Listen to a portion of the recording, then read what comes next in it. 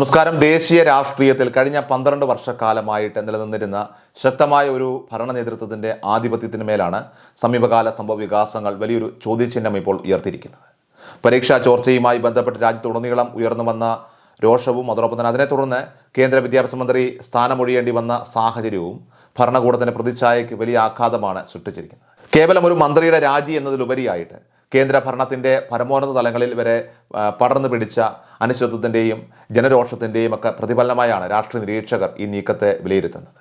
ദീർഘകാലമായിട്ട് പ്രതിപക്ഷ ആരോപണങ്ങളെയും പ്രതിഷേധങ്ങളെയും ഒക്കെ അതിജീവിച്ച ഭരണകൂടത്തിന് രാജ്യത്തെ വഞ്ചിച്ചുവെന്ന തോതിൽ രൂപപ്പെട്ട ശക്തമായ പൊതുവികാരം സൃഷ്ടിച്ച സമ്മർദ്ദത്തിന് വഴങ്ങേണ്ടി വന്നുവെന്നത് ജനാധിപത്യ പ്രക്രിയയിലെ നിർണായകമായ ഒരു വഴിത്തിരിവാണ്. ഏതൊരു ജനാധിപത്യ രാജ്യത്തിൻ്റെയും ഭാവി നിർണ്ണയിക്കുന്നതിലും ഭരണമാറ്റങ്ങൾക്ക് കളമൊരുക്കുന്നതിലും നിർണായക പങ്കുവഹിക്കുന്ന അവിടുത്തെ യുവജന സമൂഹമാണ്.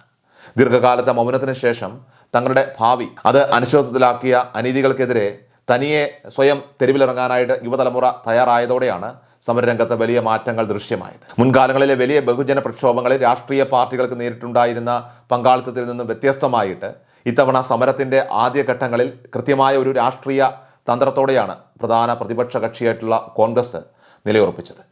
ജന്തർ മന്ദർ പോലുള്ള പ്രധാന സമര കേന്ദ്രങ്ങളിൽ മുൻനിരയിൽ വരാതെ വിദ്യാർത്ഥികളുടെയും യുവാക്കളുടെയും സ്വതന്ത്ര സമരമെന്ന പ്രതിച്ഛായയ്ക്ക് ആഘാതമേൽക്കാത്ത വിധം നിയമസഹായവും പിന്തുണയും ബാഹ്യമായി നൽകാനാണ് കോൺഗ്രസ് ശ്രമിച്ചത്. പ്രതിപക്ഷം സമരം ആസൂത്രണം ചെയ്തുവെന്ന ഭരണപക്ഷത്തിൻ്റെ വ്യാജ പ്രചരണങ്ങളെ പ്രതിരോധിക്കാനായിട്ട് ഈ തന്ത്രം ഏറെ സഹായിച്ചു. വിദ്യാർത്ഥി സംഘടനകളുടെയൊക്കെ തന്നെ നേതൃത്വത്തിൽ നടന്ന ഈ ഐതിഹാസിക സമരം മാസത്തോടടുത്തിട്ടും കൃത്യമായ ഫലം കാണാതെ വന്നതോടെയാണ് രാജ്യത്തെ പ്രതിപക്ഷ നേതൃത്വം സമരത്തിലേക്ക് നേരിട്ട് ഇടപെടാനായിട്ട് തീരുമാനിക്കുന്നത്. കോൺഗ്രസ് അധ്യക്ഷൻ മല്ലികാർജ്ജുൻ ഖർഗെയുടെ ജന്മദിനത്തിൽ ഒത്തുകൂടിയ മുതിർന്ന നേതാക്കളുടെയൊക്കെ തന്നെ യോഗത്തിൽ ഉയർന്നു വന്ന നിർദ്ദേശപ്രകാരം പ്രതിപക്ഷ നേതാവ് രാഹുൽ ഗാന്ധി സമരം ഏറ്റെടുക്കാനായിട്ട് മുന്നോട്ട് വരികയായിരുന്നു. പ്രധാനമന്ത്രിയുടെ വസതി ലക്ഷ്യമാക്കി നടത്തിയ പ്രതിഷേധ മാർച്ച് ദേശീയ തലത്തിൽ വലിയ ശ്രദ്ധ നേടുകയും നീറ്റ് പരീക്ഷാ ചോർച്ചയുമായി ബന്ധപ്പെട്ട വിഷയം രാജ്യത്തെ പ്രമുഖ ചർച്ചാ വിഷയമായി മാറുകയും ചെയ്തു. സമര കേന്ദ്രങ്ങളിലുണ്ടായ പോലീസ് നടപടികളും ലാത്തിചാർജും അതിനെ തുടർന്നുണ്ടായ സംഭവ വികാസങ്ങളുമൊക്കെ ദേശീയ ശ്രദ്ധ പ്രക്ഷോഭത്തിലേക്ക് തിരിച്ചുവിടുന്നതിൽ വലിയ പങ്കുവഹിച്ചു. മാസങ്ങളോളം യുവജന സംഘടനകളൊക്കെ നടത്തിയ പ്രക്ഷോഭങ്ങളെയൊക്കെ നിസ്സാരമായിട്ട് കണ്ടിരുന്ന ഭരണകൂടം പ്രതിപക്ഷ നേതാവിന്റെ നേരിട്ടുള്ള രംഗപ്രവേശനത്തോടെയാണ് അപകട സാധ്യത തിരിച്ചറിഞ്ഞത്. ഇന്ദ്രപ്രസ്ഥത്തിന്റെ തെരുവുകളിൽ ഉയർന്ന പ്രതിഷേധവും പൊതുജന പങ്കാളിത്തവുമൊക്കെ കേന്ദ്ര ഭരണകൂടത്തെ ഏറെ പ്രതിരോധത്തിലാക്കി. എന്നാൽ സമരം കൊടുമുടിയിലെത്തിയ സമയത്തും സമരത്തിന്റെ പൂർണ്ണമായ ക്രെഡിറ്റ് രാജ്യത്തെ യുവജനങ്ങൾക്കും വിദ്യാർത്ഥി സംഘടനകൾക്കും തന്നെ നൽകാനാണ് പ്രതിപക്ഷ നേതൃത്വം ശ്രമിച്ചത്. സ്വയം മുന്നണിയിൽ നിൽക്കുമ്പോഴും പോരാട്ടത്തിൻ്റെ യഥാർത്ഥ പോരാളികൾ യുവാക്കളാണെന്ന് പ്രഖ്യാപിച്ചുകൊണ്ട് പാർട്ടി പിന്നണിയിലേക്ക് മാറി നിന്നത് സമരത്തിന് കൂടുതൽ ജനകീയ അംഗീകാരവും അതോടൊപ്പം തന്നെ സ്വീകാര്യതയും നേടിക്കൊടുക്കുന്നതിന് കാരണമായി മാറി.